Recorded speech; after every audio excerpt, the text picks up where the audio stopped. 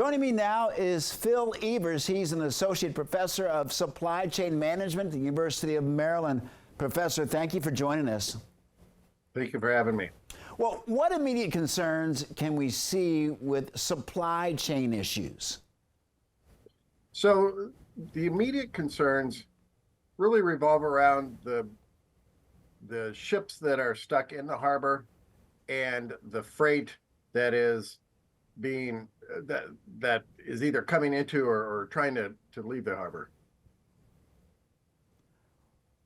Is it sort of like a backlog right now, or what is really? Yeah, so there's, obviously there's freight that is sitting on ships trying to get out, or either into or out of the port.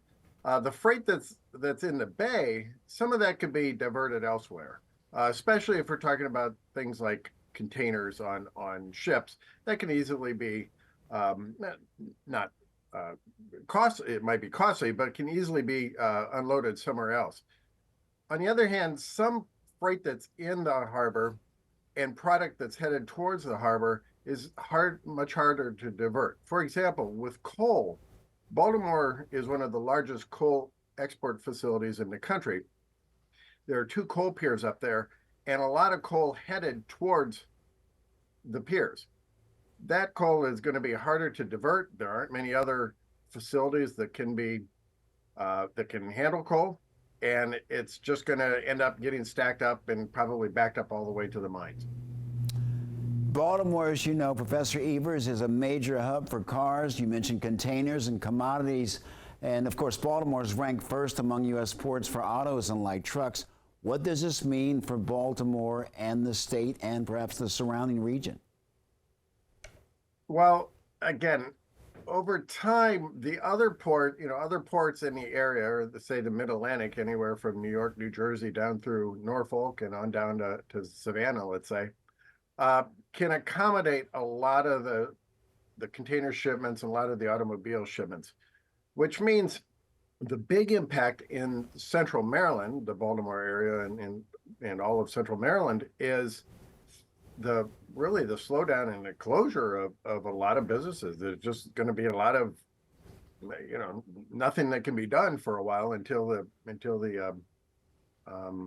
ship channel is opened back up. Professor Ken, I'm sorry, please continue. I was going to say, and of course that not only includes businesses, but obviously the workers that are employed there. Can other states help out, or have other states stepped in to help at this particular point? I'm not sure how exactly they would step in to help out. I mean, in terms of other states, certainly if there's capacity at ports in other states, that would, alleviate some of the business concerns. It doesn't necessarily impact, it doesn't necessarily affect the impact on labor in the Maryland area.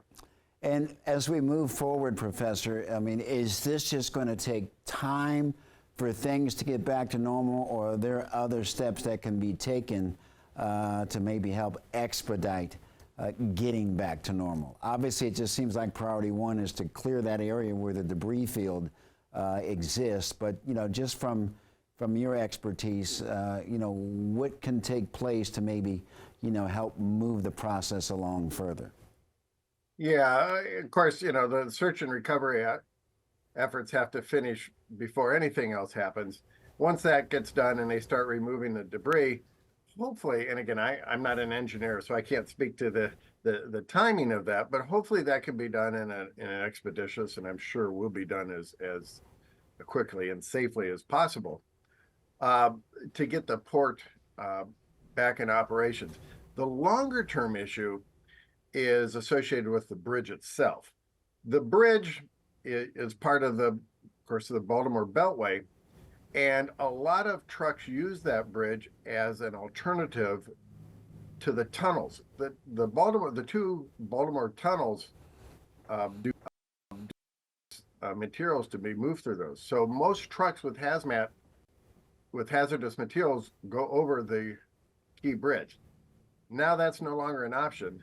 So really the only feasible option is to go the other way around the Baltimore Beltway.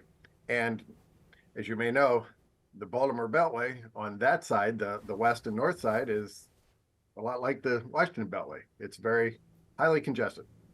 Professor Phil Evers, thank you very much for joining us. Thank you for having me.